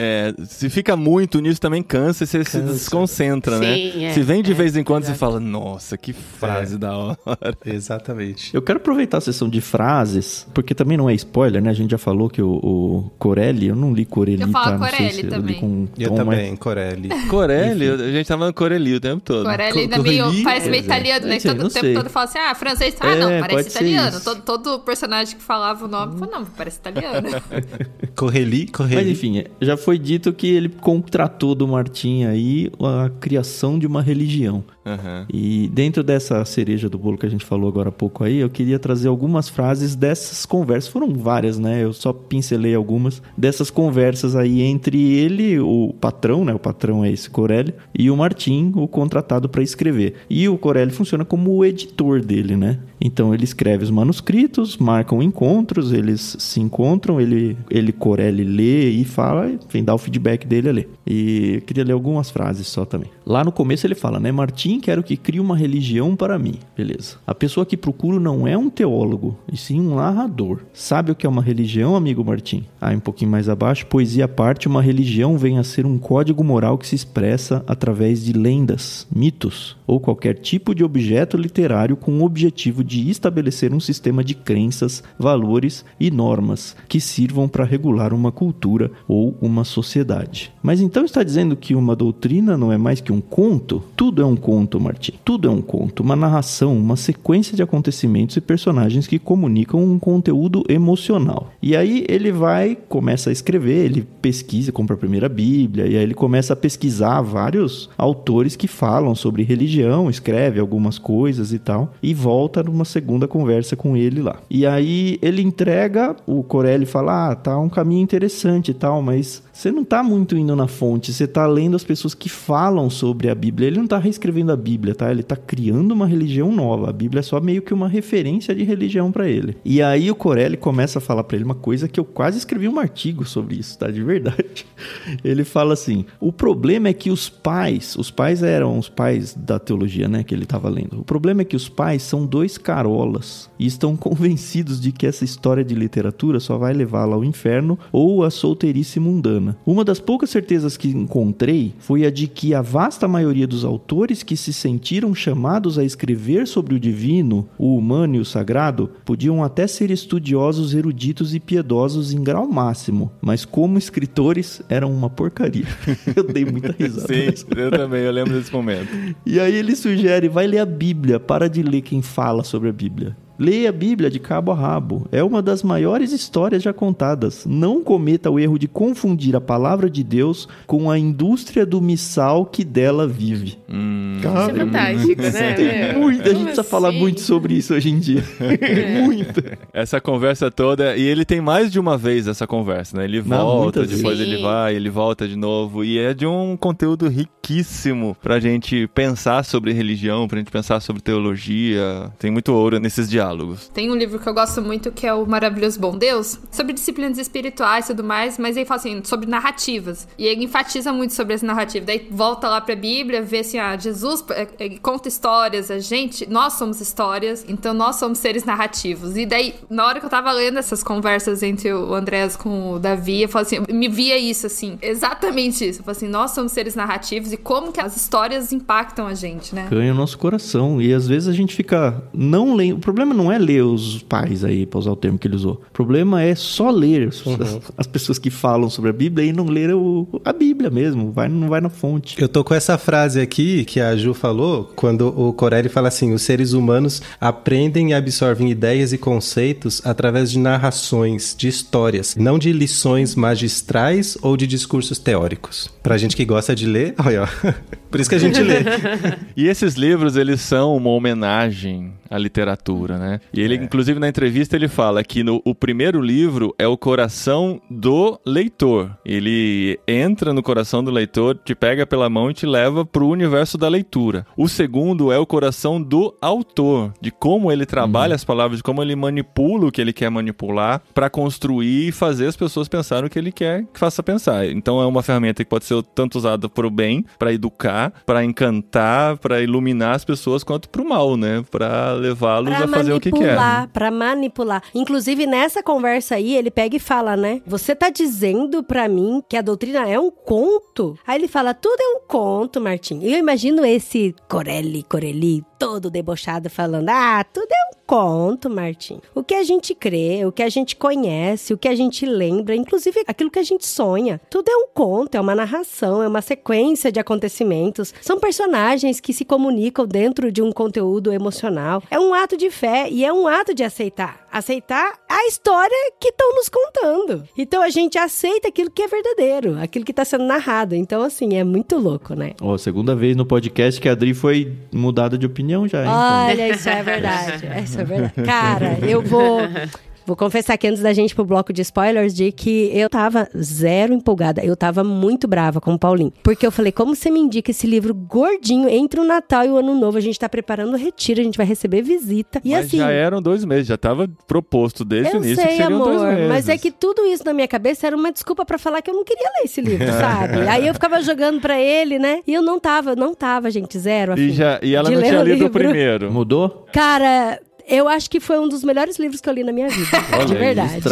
Agora você vai dar uma chance pra Sombra do assim, Vento? Porque a Sombra do Vento Mas já comecei a ler, bonita. Já comecei a ler. Muito bom, muito bom. Não, porque eu falava assim, não, Dri, o primeiro foi sensacional, foi uma experiência magnífica. Ela falava, mas você gosta de todos os livros que você lê? Fala um que você não gostou. Olha Aí que eu maldade. assim, Guardou no coração, porque eu nem lembro de ter falado isso. Assim, não, é porque Olha assim, aí. eu sempre tento achar o lado bom de alguns livros, Sim. tento o valor, pra ele ser clássico, pra ele ser conhecido, sempre vai ter, né? Então a gente tenta encontrar. Mas esse aqui, a Sombra do Vento, foi algo que mexeu tanto com a gente, que falou tanto, né? O Tan tinha falado que tinha sido o melhor livro que ele leu naquele ano. Pra mim foi uma experiência magnífica também. A gente ficou com aquela sensação, não, temos que ler o outro logo e tal. Só que a gente entra em outras leituras, outros livros vão chegando e tal, a gente vai dando sequência pro literário, e aí dava preguiça de continuar pelo tamanho do livro mesmo, né? Falando, nossa, vamos pra outro desse tamanho, será, né? A gente foi adiando, os nossos ouvintes começaram a pedir, e falou, não, vamos ter 2 meses agora, a gente separa, tira uma folga em janeiro e embarca nesse livro. E agora a gente não vê a hora de continuar pro terceiro, né? Pois é. Não, pra mim esse livro é melhor que o primeiro ainda, mas muito melhor. Não sei se isso me anima ou me desanima, então, mas tá bom. Não, tem gente que acha o primeiro melhor. Sabe por que eu prefiro o primeiro? Sabe por quê? Porque foi o livro que eu fui apresentada. É que nem... Eu acho que e é vou o chamando uma coração, olhada tem o aqui. coração. Eu acho que É que nem Agatha Christie. O primeiro livro que eu li dela é o que foi o Assassinato no Expresso do Oriente. Tem o meu coração de um jeito, sabe? Pra mim é igual, por exemplo, eu assisti Duna 1 e Duna 2, né? Que são filmes. Eu não li os livros, Sim. gente, infelizmente. E meus filhos ficam, nossa, mamãe, o Duna 2 é muito melhor que o Duna 1. Eu falei, meu amor, o Duna 2, ele é muito melhor que o Duna 1. Mas o Duna 2 só é melhor porque existe o Duna 1. Então eu tenho que voltar pro Duna 1, entendeu? Então eu tenho que ler A Sombra do Vento. Pra mim isso é com Star Wars. O episódio 4, pra mim, nunca vai ser substituído como o principal E eu no gosto meu mais coração. do 5, E olha eu aí. sei que ele não é o melhor. Eu sei que ele não é tecnicamente melhor. Mas ele tem essa paixão que tá lá e ninguém vai substituir. É arte, né, gente? É subjetivo. Essa é a beleza da arte. O que é pra mim é pra você. não dá pra nem colocar melhor, pior. Simplesmente diferente. Assim, mas acho que o A Sombra do Vento... Ele tem esse lugar especial, pra mim, nostálgico. Então ele ocupa um lugar lá atrás. Eu li com 14, 15 anos. Então ele tem esse lugarzinho, assim, do meu início de leituras mais robustas foi com A Sombra do Vento, né? Então ele tem esse lugar especial. É diferente, né? Terminando o Jogo do Anjo, como a gente terminou com uma semana antes da gravação, eu falei, eu preciso ler o comecinho da Sombra do Vento pra tentar voltar pra aquele sentimento inicial da primeira leitura e se conectar a esse livro. E eu li até aquele momento em que ele observa pela janela uma pessoa pelo lado de fora, né, com o rosto escuro, tal, fumando, com a mão dentro do casaco, que tem aquela revelação meio que surpreendente, assim, né, uma parte meio chave, assim, do primeiro livro. Aí eu fui lembrando lembrando do Jogo do Anjo, de como no começo também ele apresenta todo um cenário que você acha que tá meio disforme ainda, que não vai chegar a lugar nenhum. A mesma coisa acontece na Sombra do Vento, Dri, pra te motivar a ler a Sombra do Vento. Ele vai jogando informações que você não entende muito bem porque tá passando por aquilo, mas a segunda metade, ou na metade pra frente do livro, é tudo se encaixando. É personagens que estavam lá e entrando e você entendendo por quê, coisas sendo respondidas. Ele recompensa você por todo o mistério formado, sabe? Como Sabe foi que- no Jogo do Anjo. Sabe que eu tô rindo? Porque eu acho que a minha mente me sabotou no Sombra do Vento. Porque na minha cabeça, um menininho de 10 anos se apaixona por uma mulher cega. E aí eu fiquei já... para tudo! Eu tenho um filho de 10 anos. Vai botar um romance aqui entre essas duas crianças? Eu não quero saber disso, não. Eu não vou parar de ver. Mas eu acho que não mas deve o ser tempo isso. passa, tá? Pela reação da Cresce. Carol, não deve ser isso. O tempo passa, Ele gente, o tempo cresce, tá passa. tudo certo. Mas ele se apaixonou mesmo por uma vez, Gente, paixão coisa de criança. normal. Você nunca teve um crush mais Não velho? tô defendendo, mas é um crush. Você não ganhou um crush. Mas Leia, dá uma chance, vai ser muito bom, você vai gostar. O que eu gosto do Zafon é que eu acho que eu falei isso no outro episódio. Ele não subestima a nossa inteligência, assim. É, a gente não é burro, né, pra ele, né? Ele não joga. É tipo assim, ele não dá uns nó esquisitos. Eu acho assim, ele fala, não, esse cara tá me acompanhando. Ele não facilita, não. Ele não fica explicando, Não, né? ele não Recapitulando subestima, nada. assim. Se você Por pegou, isso que eu acho tá que é uma lá. leitura pra pessoas mais velhas mesmo. Porque assim, por exemplo, comparando com Harry Potter, isso era uma coisa que a J.K. faz e que me irritava muito. Mas aí depois eu parava e falava, gente, mas o público-alvo de quando foi escrito o livro não era pra minha idade, sabe? Porque daí você entra no Câmara Secreta, que é o segundo, ela explica tudo de novo, que o Harry era um bruxinho, não sei o que, não sei o que, não sei o que. E aí no terceiro ela explica tudo de... E no final parece que tem um geninho que explica toda a moral da história e o vilão vai contando, é porque eu fiz isso, fiz aquilo. E, gente, Harry Potter é muito bom, eu amo. Mas só pra dizer que o Zafon não faz isso. E eu Ele senti não faz eu isso. gostaria que ele me pegasse pela mão eu no percebi- fim desse livro assim e falasse, ó, isso aqui, né, foi por causa disso e tal. Não, Tá você no tem que Prisioneiro pescar. do Céu, marido. Tá no Prisioneiro dele. Ele pega na ele sua às mão. vezes eu vi que tem algumas frasezinhas assim que ele coloca. Ele coloca uma frase que dá aquela piscadinha, tipo assim, lembra que no capítulo 2 eu citei alguma coisa parecida com isso? Igual a Isabela, que era a menina que dava a gorjeta, que ele dava a gorjeta pra ela. É, mas isso é bem explicadinho, Esse ele né? explica, mas tem outras coisas mais pro final que eu ia grifar e esqueci, pra dar um exemplo, mas ele só dá aquela citadinha assim, pra te dar o cheiro daquilo ali, você se lembrou. É um livro pra ler observando. E Nada é à anotando, sim. eu acho que, tipo, essa é uma dica valiosa, assim, leia e anote algumas coisinhas. E pra fechar a sessão pré-spoilers aí, eu só queria trazer mais duas frases de conversas que rolou entre a Isabela e o David. David, por Eles favor. falam, David. Tá bom, tá bom. E tem que fazer o desenho Entre a ainda. Isabela. Ensina aí, André, como É, que fala David? Depende do lugar da Espanha, né? Pode ser David ou pode ser David. Aí, David. É igual Madrid. É Vou igual falar Madrid. Martim. Você não pode ignorar o D, sabe? Tem que ter um David. Tá bom, Tá, mas não precisa falar igual. Pode ser só Davi, mas David não, por favor. tá bom. Eu queria trazer algumas frases aí, duas, né, que eu separei da Isabela com o David, ó, o Davi. E eram conversas deliciosas, porque como a gente falou, ela tava aprendendo a ser escritora com ele, né? E tem uma hora que ele fala pra ela, ó, você tem que sentar a bunda na cadeira e escrever, é isso. Aí ela fala, pensei que era algo que brotava do artista, assim sem mais nem menos. Aí ele fala, a única coisa que brota sem mais nem menos é pelo e verruga. Muito bom, muito bom. Muito bom. É, lição de vida, cara. Dá pra escrever na parede essa frase, né? Dá pra Exato. pôr na lápide essa. Motivação pra trabalhar, né? É. E aí tem uma hora que eles estão... Ela reclama muito da vida boêmia dele e tal, né? E aí ele vai se defender uma hora e, cara, isso não é uma frase nada cristã, tá? Mas não deixa de ser uma frase muito boa. Um homem tem que ter vícios, se possível de categoria, ou não terá do que se redimir quando ficar velho. É verdade. Boa. Cara, os diálogos dele com a Isabela eram muito bons. Eram Sim. muito bons mesmo. Muito bom. E aí, Tan, o que temos de novidades no Ictus? Não temos novidade. A novidade é que a gente continua no LBC. Boa. A gente lançou aí alguns episódios em Salmos. Acredite que quando esse episódio for ao ar, a gente vai estar lançando o Profeta Joel. Seguimos firme e fortes aí. Se você não conhece ainda, fica um super convite ao nosso carro-chefe hoje. Há bastante tempo já, né? O podcast Leitura Bíblica Comentada. E tem, graças a Deus, abençoado muita gente. A gente segue com as leituras coletivas lá no Discord. Inclusive, o livro que a gente vai ler pro mês que vem, a gente vai falar daqui a pouco, foi uma sugestão de alguém lá no... Na verdade, a pessoa já tinha sugerido em 2 lugares, né? Porque ela participou aí do Vem na Minha, no Irmãos, e a pessoa já tinha me falado desse livro também lá no Discord. Então, assim, é muito legal de ver essa escolha até orgânica dos livros, né? A gente não fica muito na escolha de hypes e tal. Os livros, como no cemitério, né? Eles vão se apresentando pra nós.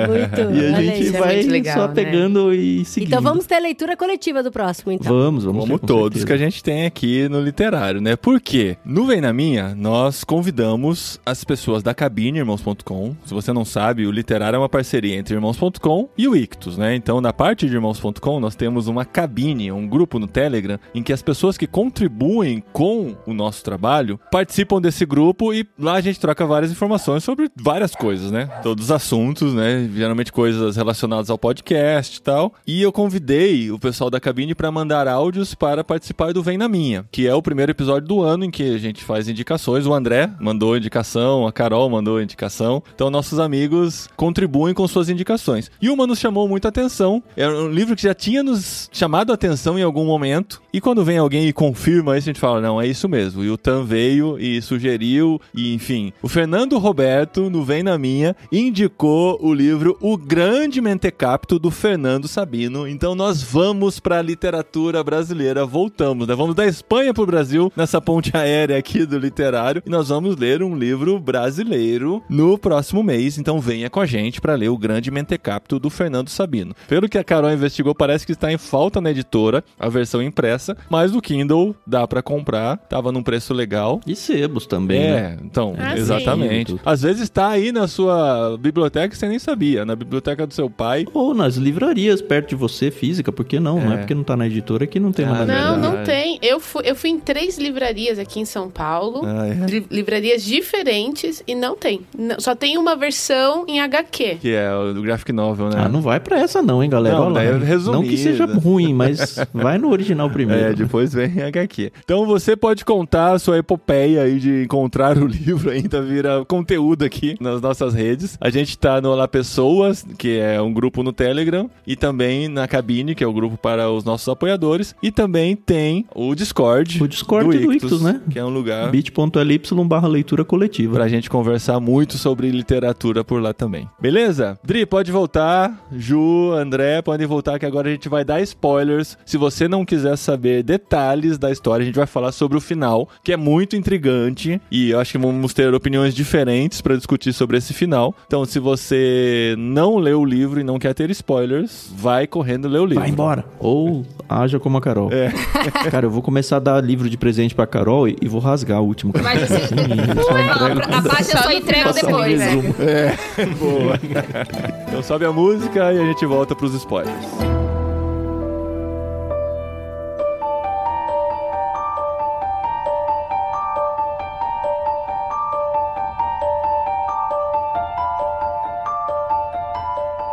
Ó, só quero falar uma coisa pra vocês aí, ó, que leram A Sombra do Vento. Gente, tava na cara pra quem leu A Sombra do Vento e quando faz a apresentação do Andrés Corelli, que ele tinha um terno escuro, os olhos cor de bronze, de fogo, e mão no bolso, cigarrinho. Cara, quem leu Sombra do Vento sabe que esse cara é o diabo? Não tem como não saber Mas que ele é o você diabo. sabe se na sombra do vento é o diabo? Então, ela não sabe. Eu falei pra ela. Não, Então, mas ó, guarda ó, no bolso vai suas palavras porque você já tá errado a 4ª vez já no podcast. Mas o mais importante é que na Sombra do Vento, no livro que o menino tava lendo, o cara era o diabo. E outra coisa, esse moço do Sombra do Vento, eu nem li, viu? Esse moço da Sombra do Vento que tá com a mão no bolso e que é descrito como diabo, ele pode ser outro cara. Mas a gente sabe que o diabo tem vários nomes. Não e se é? apresenta por várias formas. Não, mas ó, Termina a sombra do esse vento é um lá e bom depois- exemplo. Esse é um bom exemplo de como o Zafon ele é mestre em fazer a gente olhar para outro lado e depois entregar uma coisa totalmente diferente. Porque a Adri tá iludida ainda. Ela tá com suas teorias aqui por ter lido só a primeira parte da Sombra do Vento. Eu só fiquei todo reticente nesse livro por causa da Sombra do Vento. Gente, mas eu só li o Jogo do Diabo. Então não pode ter spoiler da Sombra do Vento, tá, gente? Que hoje era um diabo, vai. Jogo do Gente, Diabo. o André Já até criou Corelli. outro livro, que a Sombra do Diabo, gente. Dá uns que é esse aí. Porque, a gente... cara? na Sombra do Vento, a gente começa a pensar, o Tan fala isso no primeiro episódio, que podia ser algo sobrenatural. E colaria muito bem se fosse sobrenatural. Mas a gente chega à conclusão que não é. Agora, aqui no Isso. segundo... E aqui eu entrei e falei a mesma coisa. Aqui é a mesma coisa. Só que aqui, Cara, a gente não sabe se é ou se não é. Aqui, eu acho que pelo fato de ser primeira pessoa, e a gente tá falando de um escritor em primeira pessoa, né? A gente tá falando... O narrador é um escritor e tá narrando em primeira pessoa, né? E ele tá escrevendo, ele tá contando uma história. E ele tá contando a história. E ele conta do jeito que ele quer. Eu li um livro um tempo atrás, chama A Última Casa da Rua Needles, e lá tem um plot interessante, e eu, fiquei mais desconfiada por causa disso, e vim pra cá. Ele não é confiável. O Davi não é. Ele não é confiável. Exato. Não, mas o que acontece no epílogo, Ju? Não dá pra não ser o diabo. Então, mas a questão é, acontece? Essa é a questão. Eu procurei alguns fóruns pra tentar entender. Ele vai receber a carta da Isabela.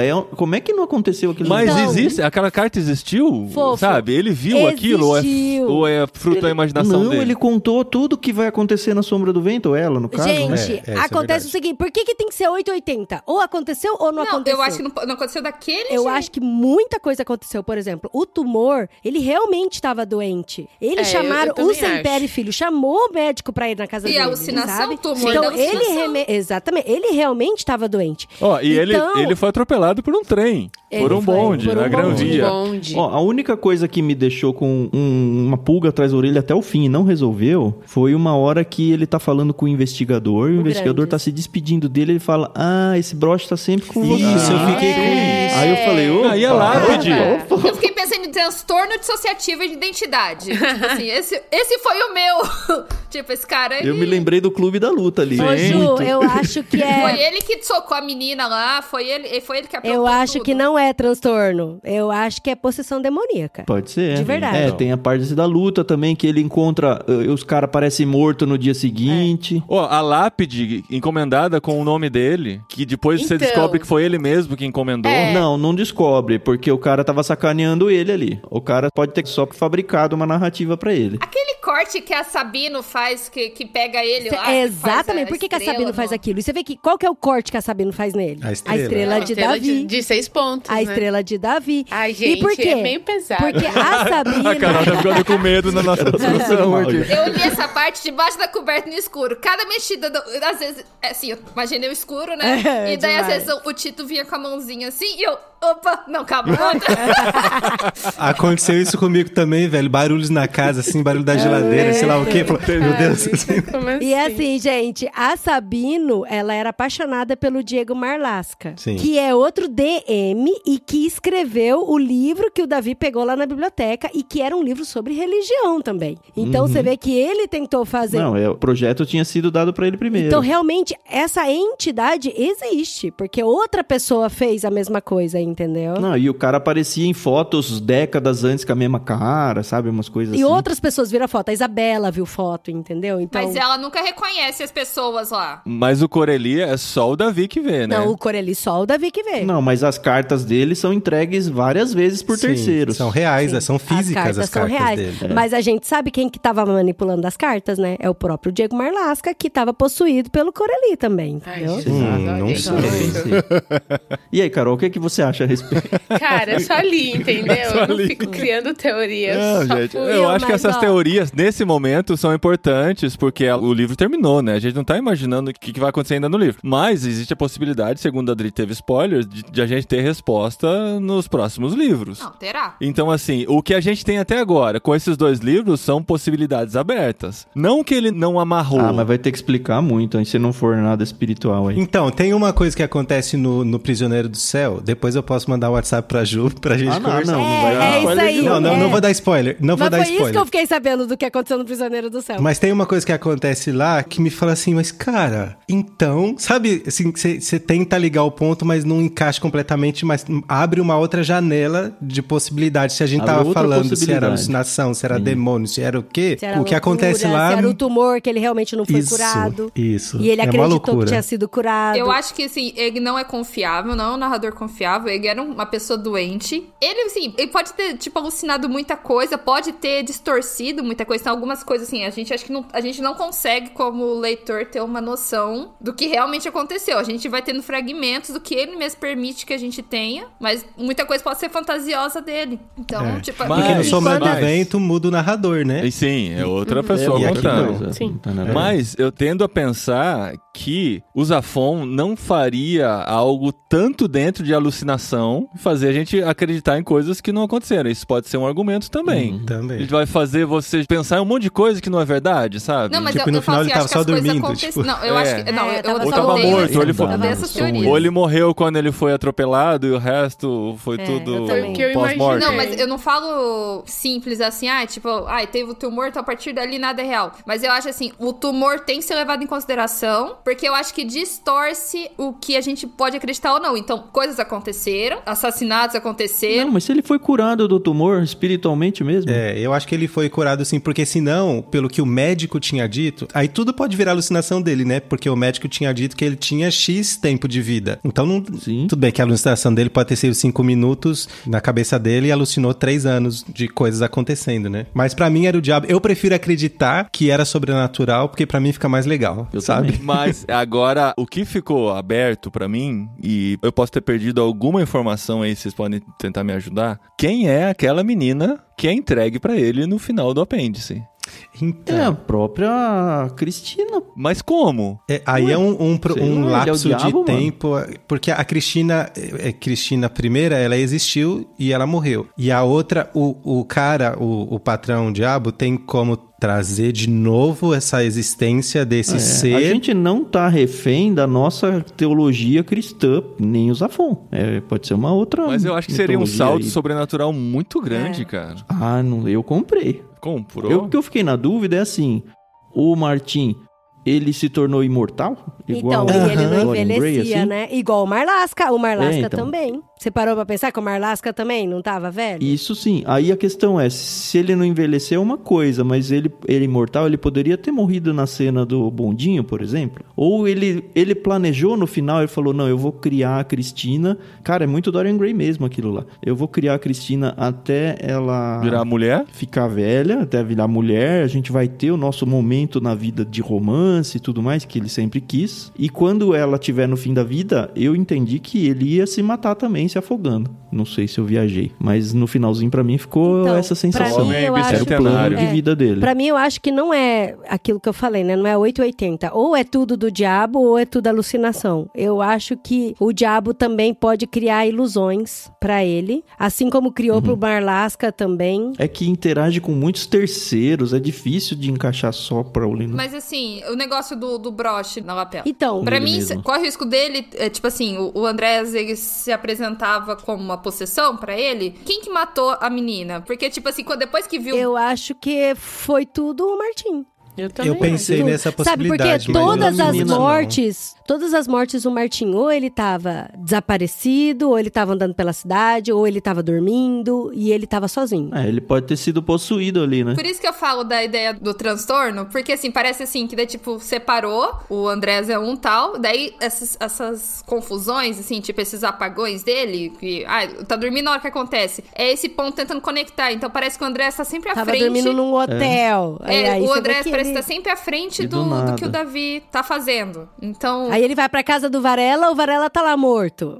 Não, e tem um incêndio da editora Incêndio, que, cara, muito mal explicado. Tem situações que não tem nada de crime, mas lá no comecinho, que ficou super confuso por muito tempo, ele visitando aquele hotel que não existia mais, que já tinha pegado fogo. Aquele sonho com a personagem do próprio livro dele, Com a com a Chloe, Chloe. né? que não é um, não sei se é um sonho, E se que foi tinha um realidade. cartão do quê? Do Coreli na mão dele, né? Exato. E assim, ele foi um cara sofrido, né? Então, tipo, ele viu o pai morrendo. Depois ele descobre que o Vidal, que era pra ter levado o tiro que o pai dele levou. E daí depois descobre que o Vidal, que toda aquela bajulação do Vidal é pra tentar se redimir. Inclusive, eu acho até que ele matou o Vidal, viu? Ficou até meio esquisito aí esse negócio aí do Vidal, Dele sabe? se suicidar. Então, assim, eu acho que assim, ele tem motivos pra ter, tipo, separado. Mas também não tem como saber. Ele não responde. Então, mas aí tem algumas provas que são muito reais. Por exemplo, quando ele vai falar com o Grandes, e lá na delegacia, o Grandes fala, ó, tem um monte de coisa que não tá encaixando. Isso aqui, ó, eu fui verificar e essa pessoa não sabe quem é você. Fui verificar Só e tal. do livro, Mas né? aí ele acha o bilhete da lápide, que foi ele mesmo que encomendou, e ele vê os cortes no corpo. Então, realmente, os cortes no corpo acredita. E o livro? E ele vê o livro que a atriz tinha pegado dele. Então, assim, você vê que tem coisa que realmente... É. E o próprio Diego Marlasca existe. Cara, quando o Diego Marlasca, ele se revelou como o Salvador... Salvador se revela como Marlasca, né? O Salvador se revela como Marlasca, eu falei, cara, esse Marlasca, ele devia estar inteiraço ainda, pra ele confundir com o cara da atualidade, entendeu? Sim, ele é a versão Martim, não envelheceu. É o cara que fez o pacto Que com o fez o diabo. pacto Ó, com o coisas diabo, a que eu mesma coisa do enxerguei Martim, aqui. cara. Fausto, referências assim. Fausto, não sei se vocês conhecem essa história. Já ouvi falar. O Dorian Gray.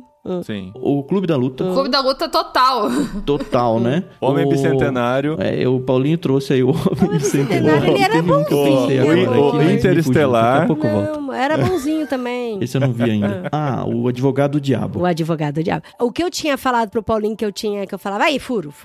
Ah, é? Qual que era? Pra mim, porque, por exemplo, quando ele faz amizade com o Salvador, e ele tá lá falando, Salvador, ó, o que você precisar, e o Salvador ainda fala, eu não tenho telefone, mas se você ligar pro meu vizinho, o vizinho me chama e tal, né? Então aí, Salvador pra cá, Salvador pra lá, fica todo amiguinho do Salvador. E aí, quando ele vai lá na casa do Varela e ele descobre que o Salvador é o próprio Marlasca, e eu falo, e o furo? Por quê? Vocês lembram que o Salvador, ele é o que cuidava da viúva do Marlasca? E ele cuidava da viúva do Marlasca, ficava junto com a viúva. Mas quando o Martim foi lá com a viúva, por que a viúva não reconheceu o Salvador como o marido dela?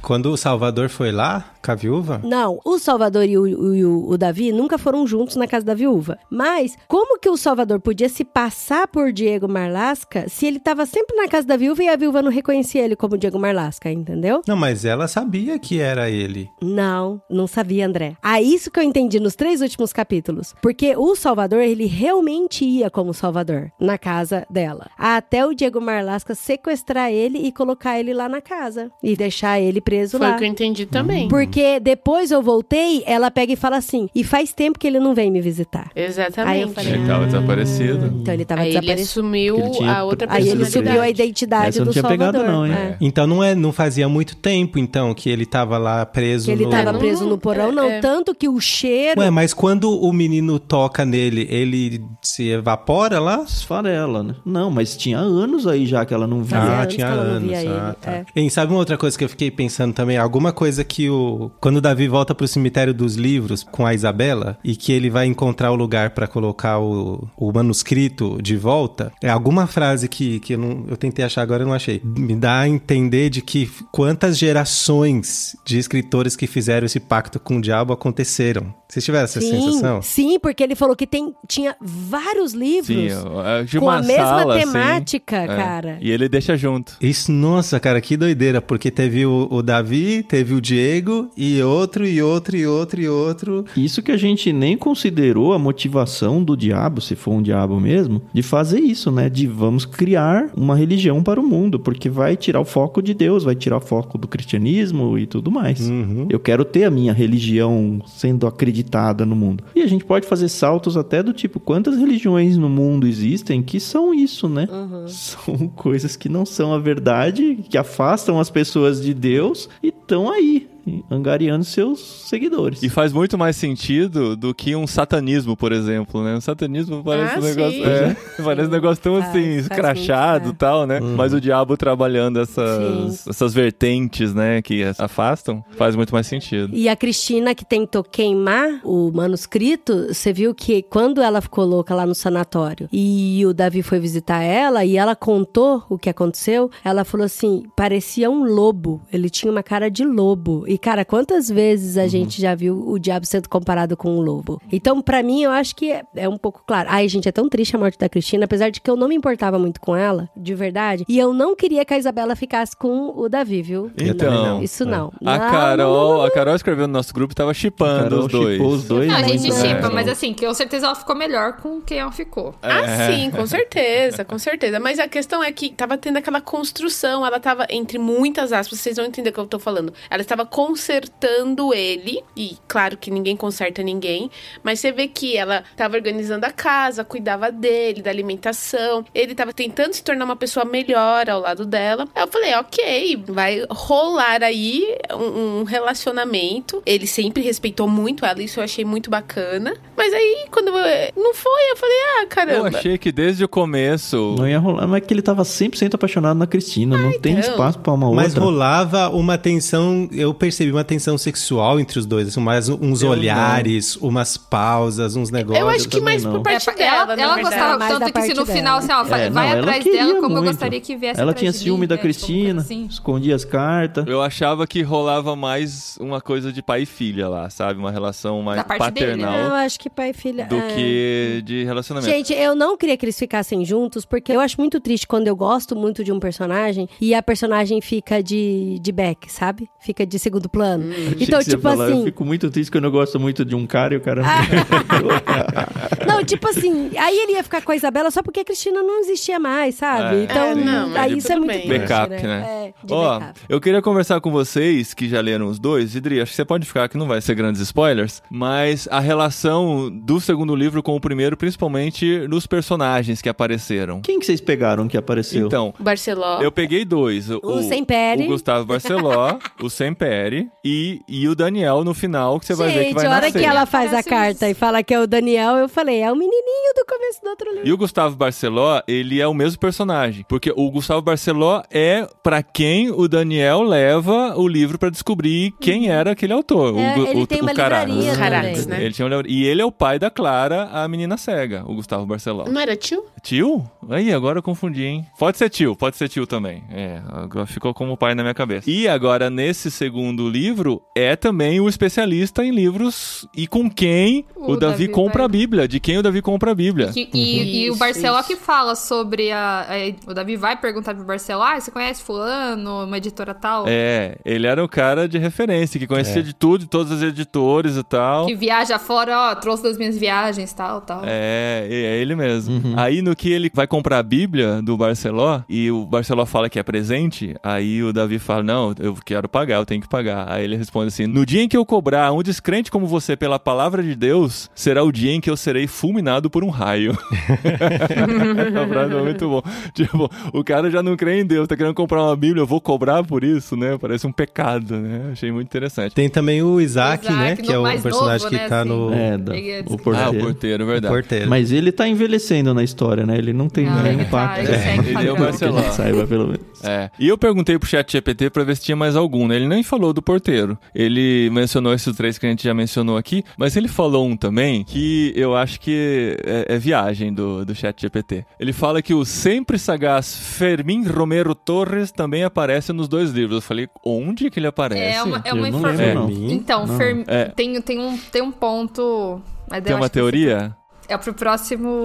Então, é que mas deixa eu falar o que eu... O Guarda nome no do bolso. Fermín. Ah, que tá. que é Porque o Fermín? nome dele não aparece. Aí eu pergunto pro ChatGPT, mas em que momento o Fermín aparece no Jogo do Anjo? Ele fala, Fermín aparece brevemente, mas de uma forma discreta. Sua aparição ocorre quando Davi Martins está na livraria Semperi Filhos e o narrador menciona um mendigo misterioso que se abriga na loja. Esse mendigo é, na verdade, Fermín, antes de ser resgatado e contratado pelo Daniel na Sombra do Vento. Eu acho que é viagem. Eu até procurei... Eu acho que ele associou mendigo mendigo com mendigo. Tipo assim, Não, mas eu até procurei a palavra mendigo no Jogo do Anjo e tem em outro momento que não tem nada a ver com isso aí. Então, eu acho que pode ser uma viagem, mas eu quis mencionar aqui, pelo menos vai que a gente perdeu essa informação, o ChatGPT. Tem uma coisa assim, que eu não tenho nada com spoiler nem com nada, mas eu acho tão legal. A Adri tava falando alguma coisa aí do sanatório.